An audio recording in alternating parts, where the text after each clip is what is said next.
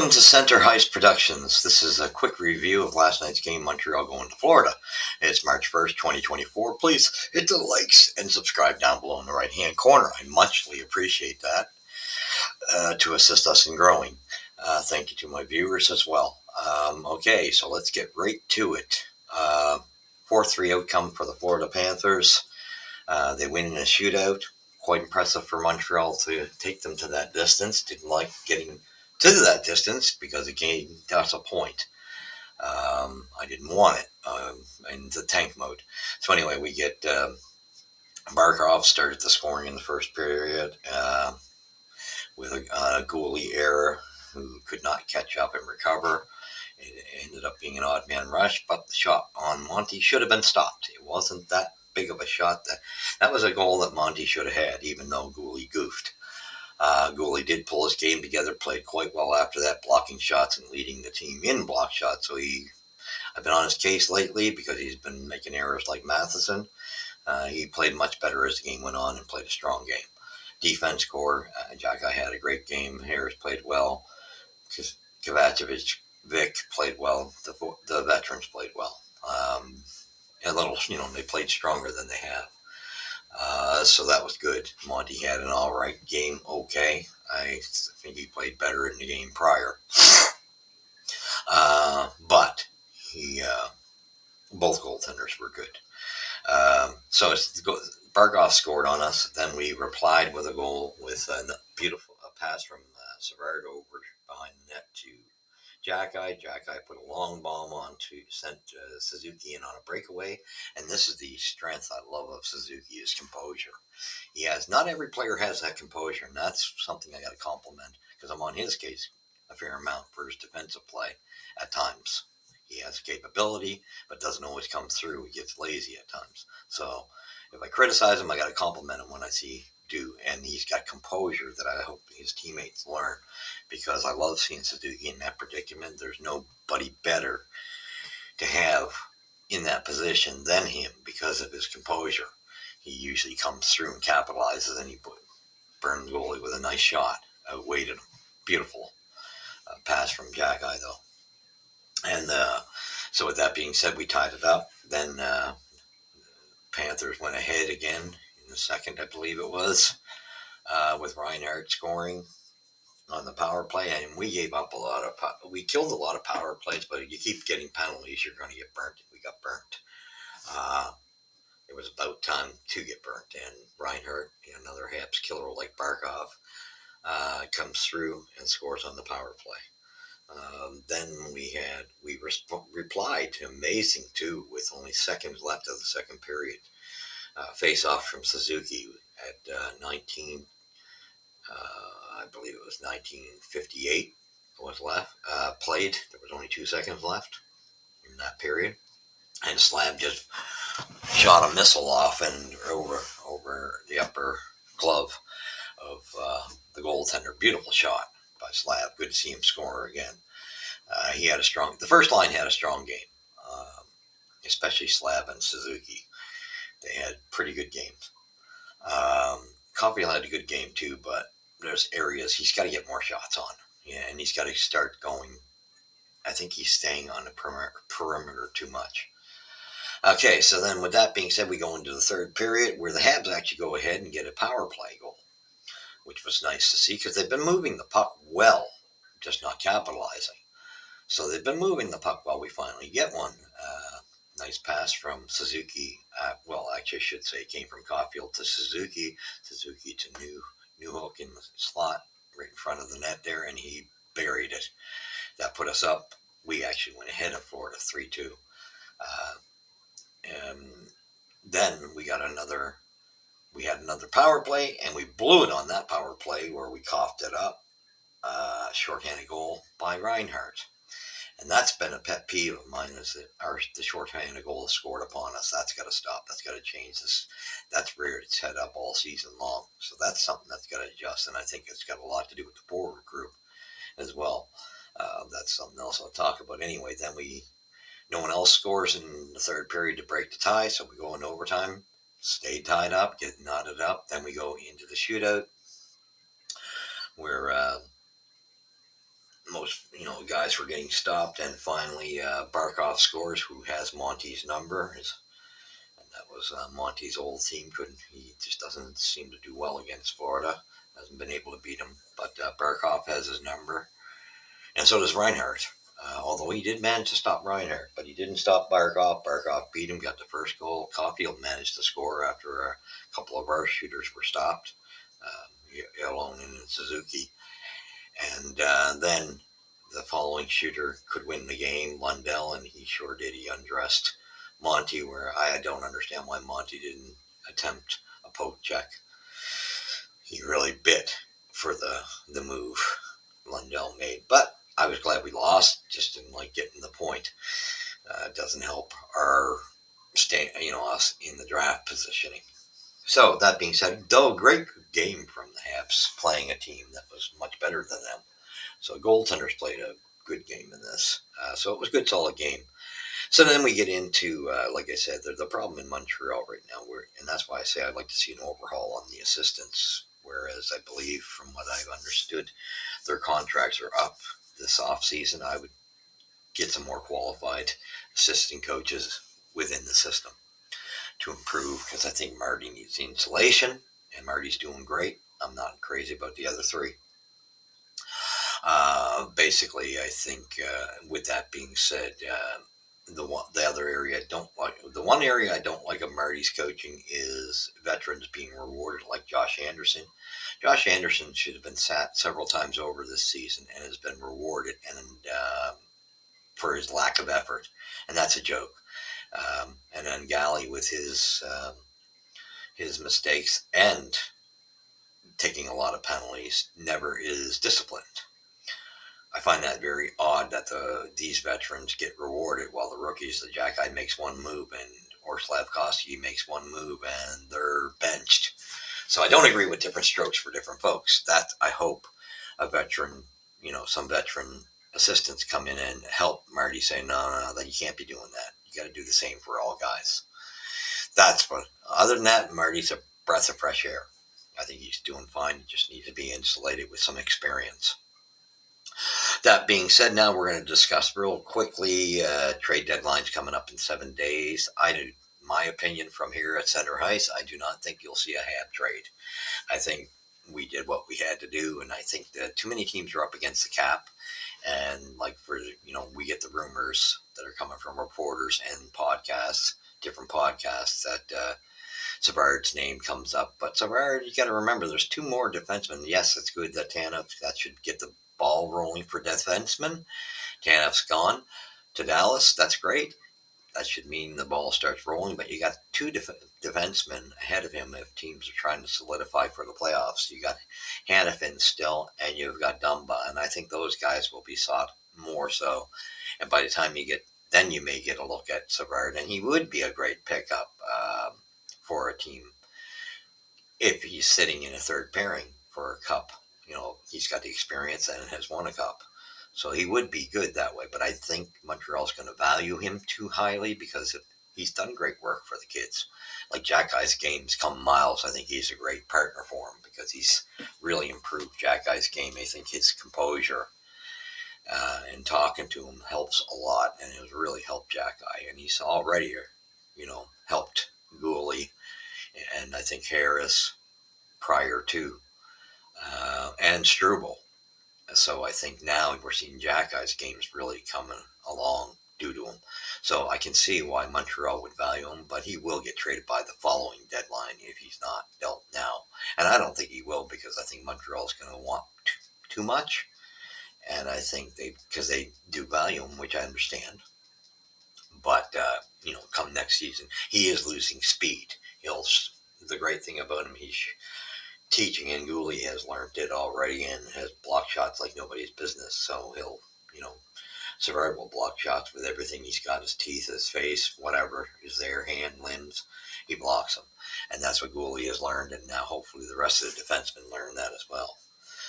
So with that being said, I think he is declining in speed, and I think they will not re-sign him after his contract's up the following season. So they'll probably have him dealt by the next trade deadline, and they won't get the value at that point. he will have declined too much. But that being said, I mean, I would trade him if the offer was outstanding, but I don't think they're going to get an outstanding offer for him that they want. I mean, he's really third at best, in my opinion, third, maybe second the most, um, and that's being a steal uh, draft pick. Um, that's about it.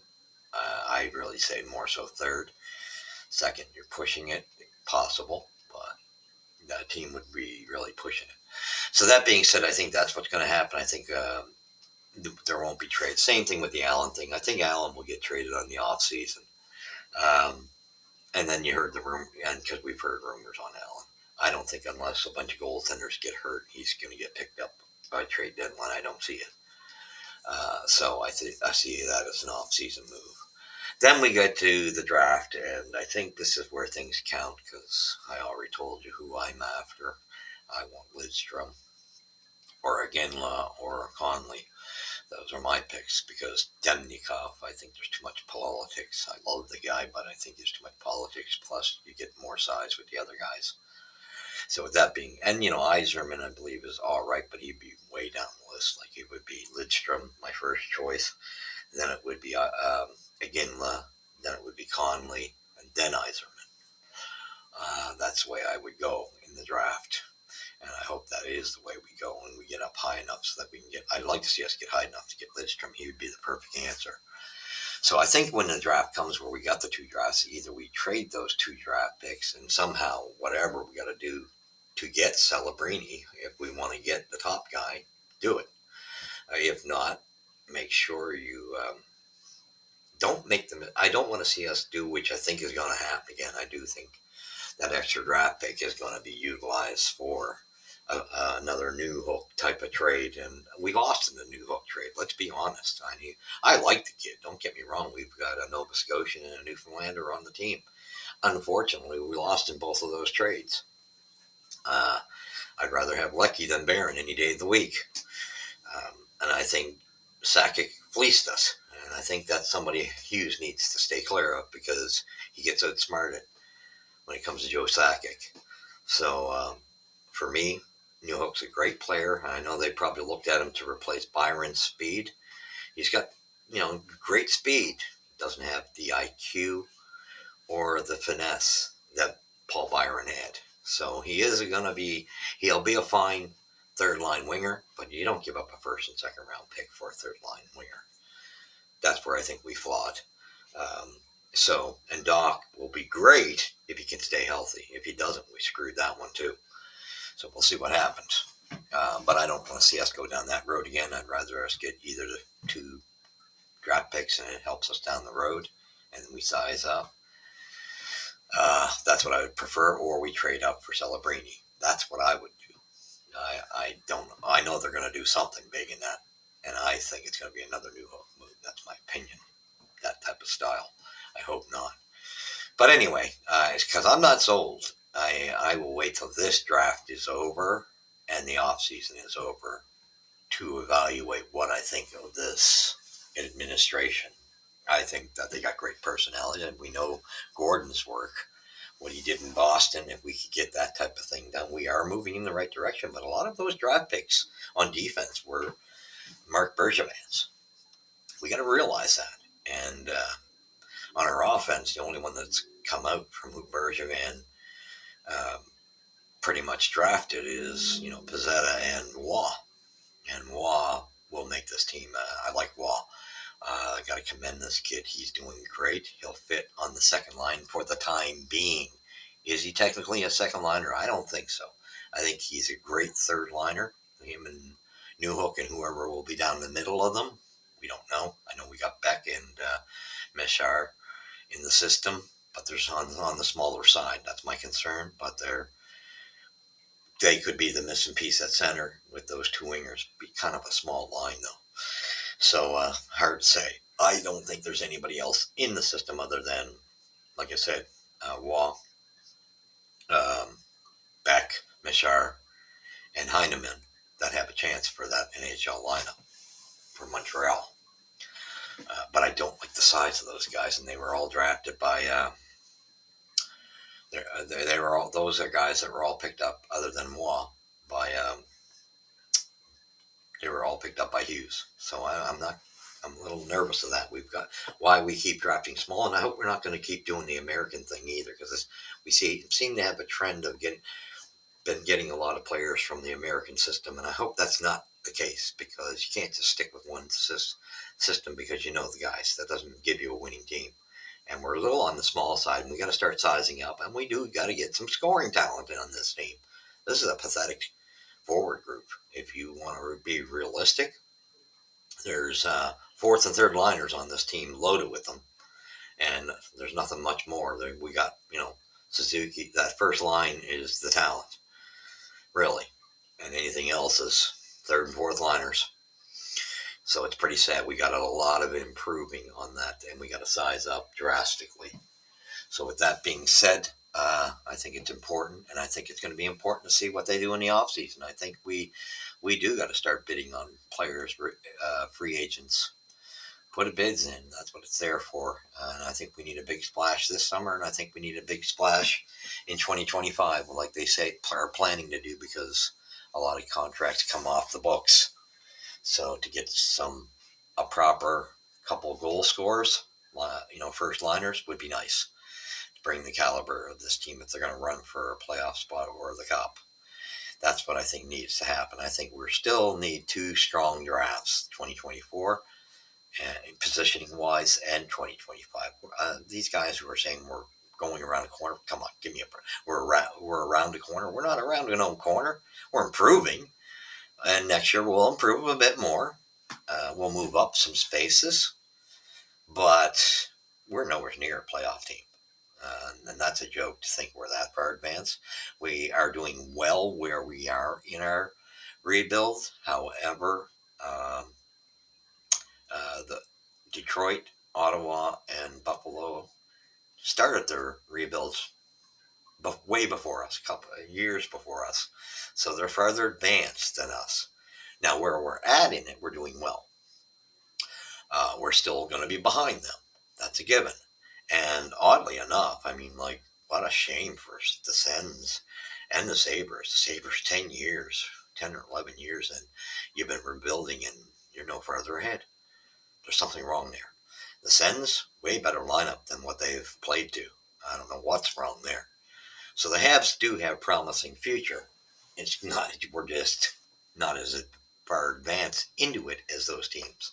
Detroit has done well, and that's who we should follow suit with. Detroit has done a good rebuild, and that's where I think ours will follow. And I think we will be going in the right direction if we stay on course, but we got to stick to um, the forward group being bigger, much bigger, and much more talented. We do need some big guns. We need a first line. Two more players that are first line material. I think then we'd be on the right track. You'd have a solid first line and second line. That being said, this rumor of of Zegras, that's a huge. I love Craig Button totally, and I disagree with him at times. I respect him.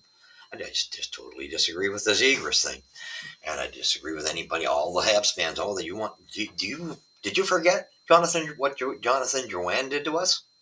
We don't need to go down that road again, and that's exactly what we'd be biting on. Is another Jonathan Drouin situation. Sorry, kid's talented. I grant you that. He doesn't have the heart. I don't like he plays when he wants to, and he's not great defensively, and he's small. And that with all of that combination, he's not the guy for us. I'd rather us go after Pedersen from Vancouver any day of the week in the off season and make a bid for him that Vancouver can't match. That would be my thought of it. So I, that's what we need. We need size and proven scoring, a proven talent. That's not just that's why the Anaheim's not happy with him. So I totally disagree with him, and I tend to agree with Grant McKay on that a little more. So that's my opinion on that, and I respect their opinions. But anybody who thinks I wouldn't go down that road. And I've known a lot of people mention to me, comments were made that they'd burn their Habs jersey if Zegras is picked up in a trade. I'm right along with them. If we're that dumb to go down that road, the suffering was so long with Jonathan Drouin. We go down that road again, I'm done. I'm done. And since I've been born, I've been a Habs fan, but I will not follow this team down that path because that would just be another 5 or so years. I'm too old for that to watch them go into another nightmare like Jonathan Drouin type. So with that being said, like I say, there are better free agents, better scorers, like equal scorers that are in better size and more proven. And that's where I would go. That's what you need. So that being said, that's where I stand. That's where I see it. And my prediction, don't expect any trades. I think most of our work will be done on the off season and the following trade deadline. I just think too many teams are strapped against the cap. That being said, thank you for joining me. Where's Puck Drop First? Here at Center Heights Productions. We will catch you in the review of the Tampa-Montreal game, which we should get blown out 6-2, 5-2 because we just don't play them well. Thank you for joining me. God bless. Leave your comments because I'm interested in hearing what you think.